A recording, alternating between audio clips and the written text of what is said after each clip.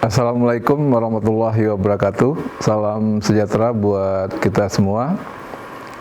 Pertama-tama saya ucapkan selamat ya kepada mahasiswa yang sedang mulai memasuki tahapan pengerjaan skripsi, terutama di tahapan pengerjaan proposal penelitian skripsi. Pada kesempatan kali ini, kata kunci kita adalah communication problem.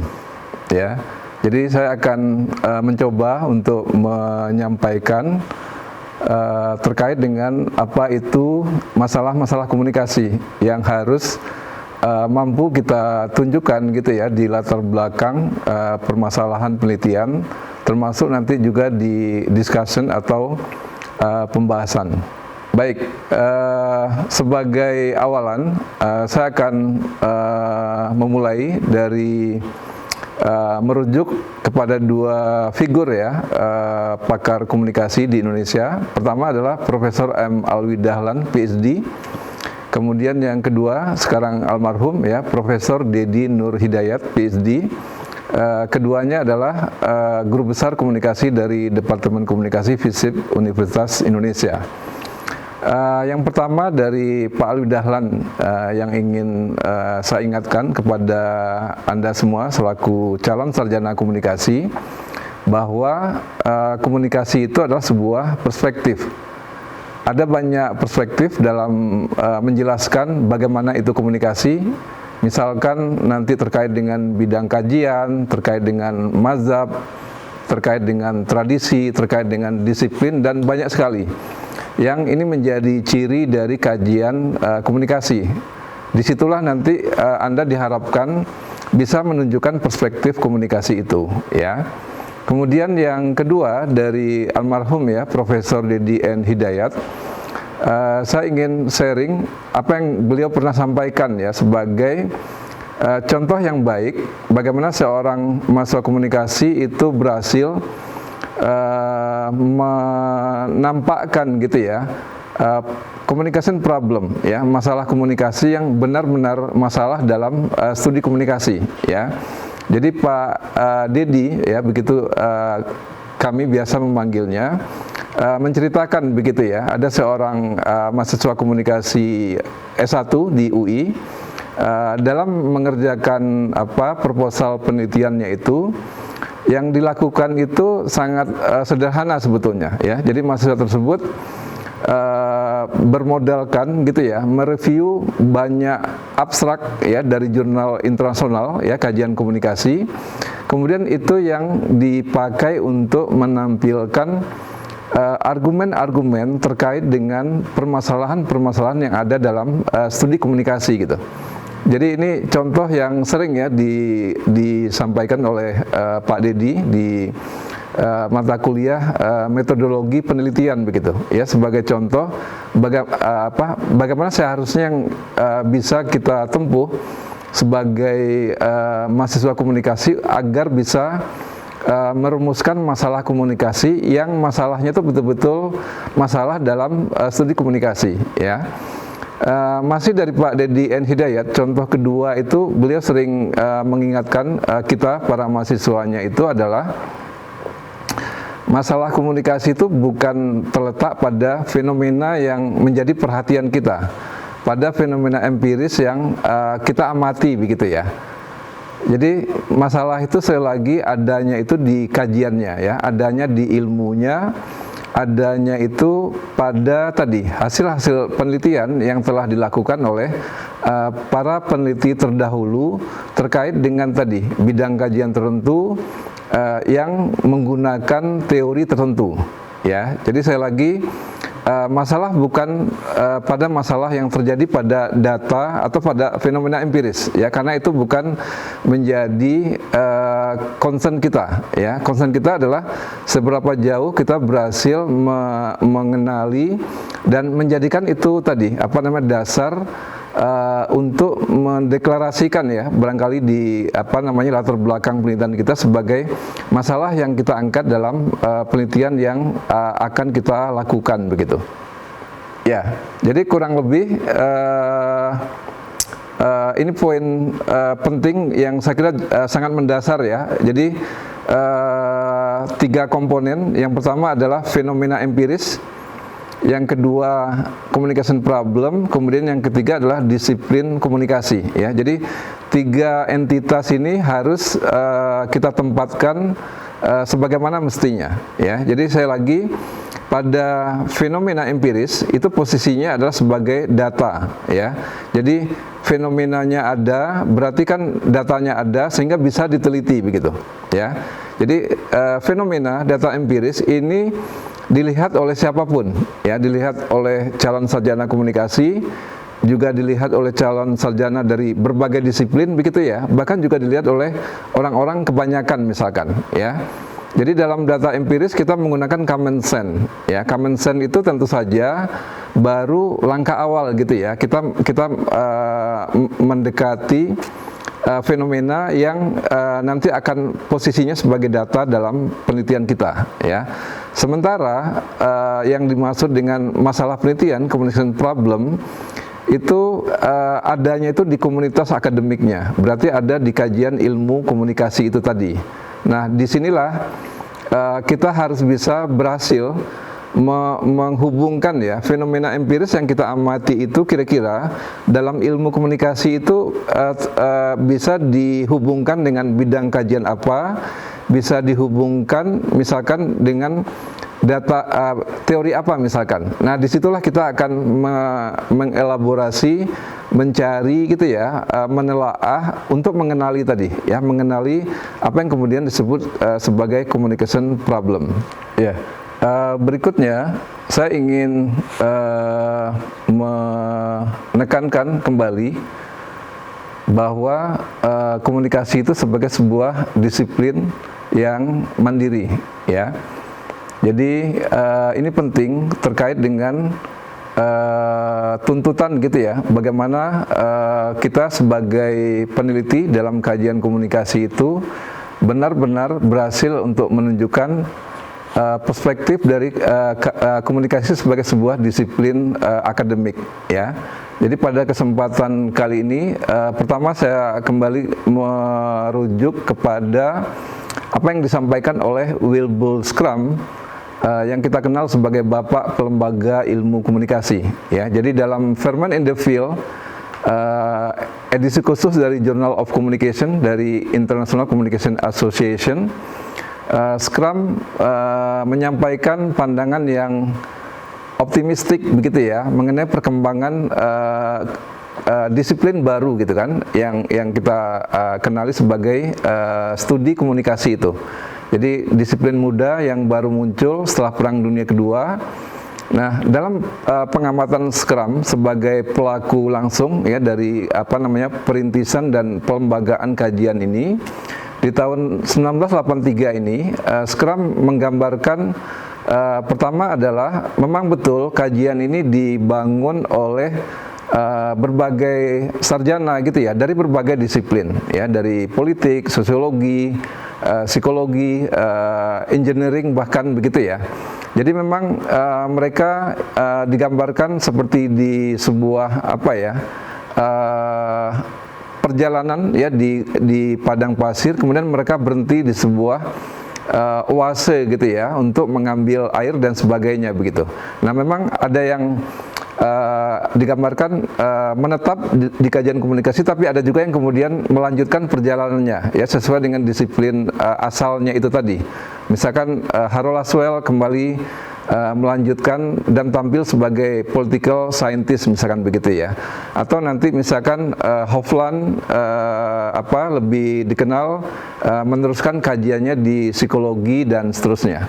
Tetapi Wilbur Schramm juga menunjukkan bahwa disiplin baru ini juga menghasilkan program-program doktor dan figur-figur doktor di bidang komunikasi pada generasi awal, dan inilah yang kemudian tadi berhasil menunjukkan nanti kajian komunikasi itu sebagai sebuah disiplin baru yang memiliki keunikan atau kekhasan. Nah, yang kedua, saya kutip dari Stephen W. Littlejohn ya dalam buku teks yang beliau susun edisi yang ke-10 ya.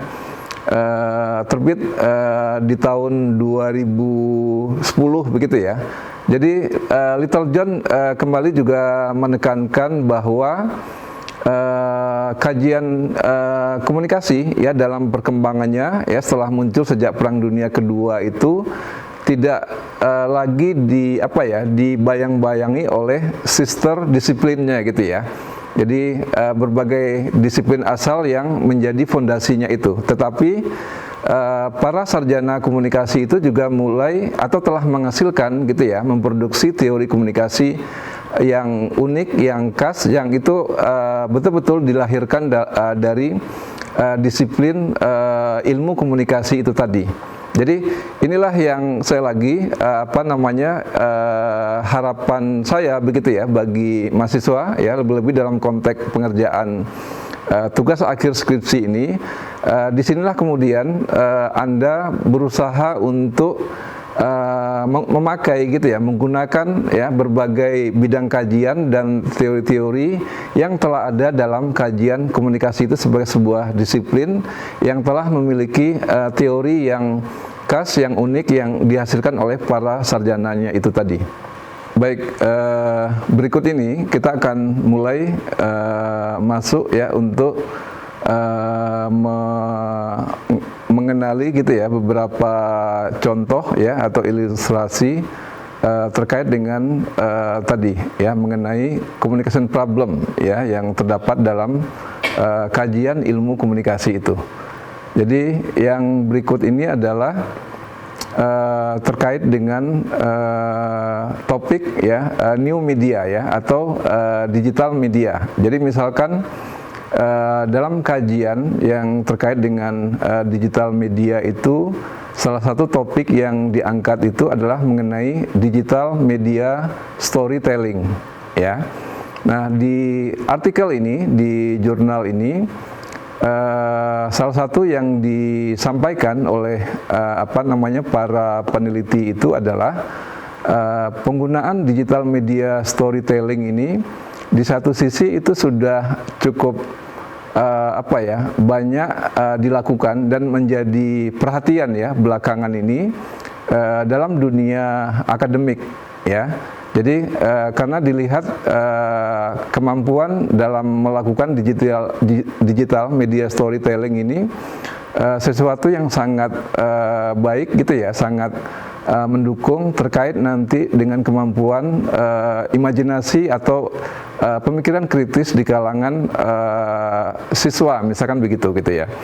Nah, namun ya kajian mengenai digital media storytelling ini dinilai itu belum banyak dilakukan terkait dengan kurikulum public speaking begitu. Nah, ini yang disarankan gitu ya, direkomendasikan oleh peneliti ini untuk mengajak bagaimana membawa atau memanfaatkan ya era digital media ini dalam konteks tadi kemampuan melakukan digital media storytelling ya terkait dengan pengajaran-pengajaran di kajian mengenai retorik atau public speaking. Jadi inilah salah satu cara gitu ya kita mengenali apa problem gitu ya, apa problem dalam kajiannya itu ya. Jadi di sini kajiannya terkait dengan digital media di satu sisi, kemudian juga kajiannya terkait dengan studi retorik ya, atau kalau Roberti Crick menyebutnya rhetorical tradition misalkan. Dan lebih spesifik lagi misalkan di di jurnal ini itu dikaitkan dengan course gitu ya, pembelajaran yang terkait dengan public speaking misalkan. Jadi inilah yang menurut saya harus kita lakukan agar kemudian cara berpikir kita begitu ya betul-betul berangkat dari perspektif yang ada di kajian komunikasinya itu tadi. Berikutnya ya ilustrasi yang kedua ya, kita mengambil kajian masih terkait dengan new media, digital media dan gerakan sosial ya, social movement begitu ya. Jadi di artikel ini yang pertama disampaikan adalah atau kritik mungkin ya, dikritik sarjana komunikasi itu masih memberi perhatian yang kecil ya atau sedikit terkait dengan kajian social movement ya, gerakan sosial yang selama ini sudah dirintis dan dikembangkan oleh sarjana di sosiologi misalkan ya. Jadi ini contoh tadi ya, ini problem gitu ya, problem dalam kajian komunikasi di mana dinilai gitu ya, ilmu komunikasi itu masih amat sangat terbatas memberi kontribusi, memberi perhatian terhadap tema-tema yang terkait dengan social movement ya. Nah, kemudian di sini juga dikaitkan gerakan sosial terkait dengan penggunaan tadi digital teknologi. Jadi kita akan sering menemukan konsep-konsep seperti digital activism misalkan begitu ya. Nah, disinilah sebetulnya lagi-lagi tuntutan sebetulnya ya agar sarjana komunikasi meningkatkan kepedulian atau perhatiannya untuk mengkaji tema-tema social movement ini dalam konteks digital activism itu tadi, di mana gitu ya bagi para sosiolog, mereka itu memiliki keterbatasan dalam mengeksplorasi lebih jauh terkait dengan penjelasan yang terkait dengan dimensi komunikasi itu, atau dalam konteks ini adalah terkait dengan aspek digital medianya itu tadi begitu. Nah, ini menurut saya hal yang bisa kita tampilkan ya dalam pijakan kita untuk berargumen kenapa kemudian kita memilih gitu ya fenomena empiris tertentu yang terkait dengan kajian ya misalkan digital activism itu tadi ya, yang argumennya tidak berangkat dari pendapat pribadi kita dengan common sense, tetapi adalah argumen-argumen yang dikemukakan oleh para scholar gitu ya, sebagaimana yang kita dapatkan dari jurnal-jurnal bereputasi itu tadi. Berikutnya ya, ini terkait dengan ilustrasi fenomena empirisnya adalah 9/11 ya, yang terjadi beberapa tahun yang lalu gitu ya. Jadi dalam misalkan di studi media gitu ya, studi komunikasi politik, termasuk dalam kajian komunikasi internasional, problem gitu ya dalam kajian-kajian yang telah ada itu dinilai ya, kebanyakan riset itu terkait dengan tadi bagaimana framing mengenai perang terhadap terorisme itu tadi misalkan ya. Jadi kebanyakan bagaimana media ya, berbagai media memberitakan itu, kemudian framing yang terbentuk yang pada intinya adalah terkait dengan perang menghadapi terorisme ya. Sementara itu dicermati masih sangat terbatas ya, sangat kecil. Perhatian itu diberikan misalkan bagaimana pengaruh dari peristiwa 9/11 itu terkait dengan proses-proses produksi pemberitaan itu, dan juga terkait nanti dengan aspek di audien atau di khalayaknya misalkan. Ya, jadi kita bisa lihat dari pandangan ini ya di peneliti ini, itu yang disoroti adalah terlalu dominannya studi itu lebih mengkaji tentang konten ya, dengan pendekatan framing, bagaimana kejadian itu dibangun kerangkanya oleh karya jurnalistik gitu ya. Sementara bagaimana dampak dari peristiwa itu sendiri terhadap newsroom ya, organisasi pemberitaan misalkan, dan audien itu sangat sedikit diperhatikan. Nah, ini kan sebetulnya tadi ini kan adalah problem ya, ini adalah problem yang bisa menjadi dasar kita ya, menjadi pintu masuk kita kemudian untuk mengkaji ya, tidak lagi aspek framingnya tetapi bergeser mengkaji tentang organisasi medianya atau mengkaji misalkan audiennya, apakah terkait nanti dengan apa pendekatan reception analysis dan sebagainya misalkan ya. Kemudian di artikel ini misalkan juga disajikan ya apa namanya juga tadi apa namanya penilaian yang tadi yang menunjukkan juga masih sangat terbatas gitu ya. Kajian ya seputar 9/11 ini itu terkait dengan kajian mengenai analisis kebijakan ya dan analisis hubungan internasional ya yang terkait nanti terbentuknya tadi apa ya belief system gitu ya. Terkait nanti terbentuknya bagaimana pandangan ya dalam masyarakat di berbagai negara begitu. Ini yang juga dinilai masih amat sangat terbatas dilakukan. Padahal ini penting ya karena dimensi dari peristiwa ini yang sangat luas begitu. Baik, berikutnya kita akan coba kenali ya communication problem dalam bidang kajian komunikasi politik ya, political communication gitu ya.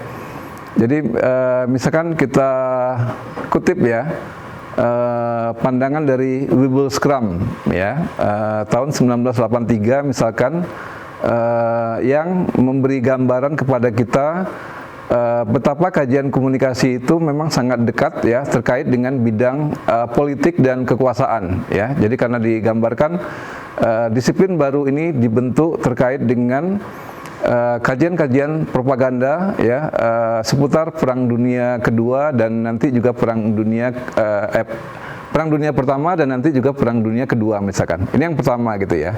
Kemudian yang kedua itu juga digambarkan pasca perang, kajian mengenai media itu juga masih besar perhatiannya itu terkait dengan efek ya, terutama adalah hadirnya yang di sini disebut media baru ya di era itu berarti adalah di luar media cetak ya. Jadi misalnya film, radio ya, televisi dan sebagainya gitu kan.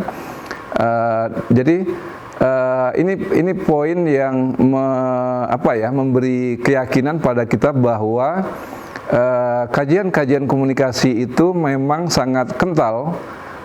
Itu terkait dengan perhatian bagaimana media itu kemudian menjadi instrumen untuk mempengaruhi tadi ya, apakah dalam konteks politik kekuasaan seperti di masa Perang Dunia I, Perang Dunia Kedua gitu ya, ataukah kekuasaan itu dalam pengertian dunia industri misalkan seperti yang banyak nanti berkembang setelah Perang Dunia Kedua. Nah, poin berikutnya dari dari artikel ini adalah disebutkan gitu ya bahwa untuk konteks kekinian, saya kira ini dalam konteks dekade 80-an begitu ya. Tentu saja ada perubahan situasi, perubahan zaman di mana kemudian dalam konteks kajian komunikasi politik terkait dengan media efek gitu ya, terkait dengan peran media itu perlu memperhatikan isu-isu baru, hal-hal baru yang tentu saja telah bergeser di masa-masa awal itu tadi. Nah, saya ingin mengatakan dari contoh ini, dari ilustrasi ini, pertama adalah kita telah menggunakan rujukan yang secara akademik itu kuat ya dalam studi komunikasi ya. Misalkan kita mengutip langsung Wibblescrum ya sebagai pelaku sejarah ya, bapak pelembaga dari ilmu komunikasi itu misalkan. Kemudian kita juga mengutip para communication scholar ya, generasi awal ya, doktor komunikasi yang awal yang dihasilkan oleh program doktor yang dirintis oleh Wibblescrum misalkan di Amerika Serikat, apakah di Stanford University ataukah di University of Illinois misalkan ya, seperti Stephen Savvy atau Ephraim Rogers ini begitu ya. Termasuk juga ada Berelsen dan Lazarfeld, figur yang juga sejaman ya dengan Wibblescrum ya. Kemudian yang kedua, ini juga penting bagi kita untuk mampu untuk menunjukkan akar kajian komunikasi itu dari sumber-sumber awal itu tadi. Jadi kalau Anda tertarik meneliti di kajian komunikasi politik dalam konteks kekinian, yang tentu saja medianya itu new media yang sekarang beda ya dengan konsep new media yang dimaksud oleh katakanlah Scrum ya di tahun 80-an tadi ya, film dan radio misalkan. Kalau sekarang tentu saja konteksnya adalah digital media misalkan ya. Maka dalam kita menyusun latar belakang masalah penelitian itu, termasuk nanti juga di kerangka teori, saya kira menjadi penting kita juga punya kemampuan untuk mengenali perspektif awal gitu ya, perspektif asal dari kajian itu tadi. Jadi inilah yang aspek-aspek yang terkait dengan pemahaman dan penguasaan mengenai state of the art dari bidang kajian itu tadi. Ilustrasi berikutnya terkait dengan bidang kajian baru dalam ilmu komunikasi, yaitu communication history ya, kajian sejarah komunikasi begitu ya. Jadi misalkan salah satu problem ya yang disampaikan ya oleh para pengkaji di kajian sejarah komunikasi ini, misalkan Butts gitu ya, Richard Butts ya, itu menyampaikan pandangannya bahwa sebagian besar ya studi mengenai sejarah media itu belum atau tidak memperhatikan pada kajian mengenai khalayak ya, kajian mengenai audiens gitu ya. Jadi kalaupun ada yang sudah menyertakan kajian tentang audiens, itu sifatnya hanya kebetulan atau insidental begitu. Nah, menurut saya ini contoh ya, argumen yang penting. Ini adalah contoh communication problem. Ya, kalau Anda berminat di bidang kajian sejarah komunikasi, khususnya terkait dengan studi media misalkan, maka ini menjadi sandaran bagi kita, alasan nanti untuk memilih kenapa misalkan kita meneliti fenomena empiris yang terkait dengan audien, ya, terkait dengan khalayak. Ya, misalnya kita ingin mengkaji ini majalah Bobo peringatan 50 tahun gitu ya. Jadi misalkan kita meneliti audience studies pembaca Bobo di tahun 70-an misalkan. Ya, di tahun 75 misalkan begitu ya. Maka kita akan tadi menginterview mungkin nenek ya, kakek kita mungkin sekarang ini, atau orang tua kita ya, ayah dan ibu kita, bagaimana tadi alasan, pengalaman gitu ya, mereka membaca majalah anak-anak Bobo ya yang diterbitkan oleh Gramedia misalkan di tahun 70-an awal itu tadi ya. Berikutnya kita akan coba kenali communication problem yang ada di bidang kajian biologi komunikasi. Atau ada juga yang menyebut communibiology. Ini juga sebuah bidang kajian baru ya dalam ilmu komunikasi yang tahun 2000 ini berkembang dengan pesat ya, walaupun sudah dirintis di akhir tahun 70-an misalkan ya. Jadi misalkan dari New Lab ya, New Lab et al. Tahun 2003 itu memberikan pandangan pertama adalah biologi komunikasi ini merupakan sebuah pendekatan baru setelah ya melampaui pendekatan psikologi gitu ya dalam kajian komunikasi yang selama ini sudah dominan ya, pendekatan mentalitas itu tadi. Kemudian kajian biologi komunikasi ini berakar dari psikobiologi. Jadi kalau kita belajar perkembangan kajian di psikologi itu sejak tahun 70-an juga muncul psikobiologi. Jadi mengkaji manusia itu tidak semata aspek mentalitas, tapi juga terkait dengan aspek-aspek yang berakar pada aspek biologi. Ya, apakah neuroanatomi gitu ya, apakah aspek hormonal, apakah aspek fisiologis atau biososialnya ya. Nah, kemudian di sini juga digambarkan salah satu topik gitu ya dalam kajian biologi komunikasi itu adalah terkait dengan temperamen.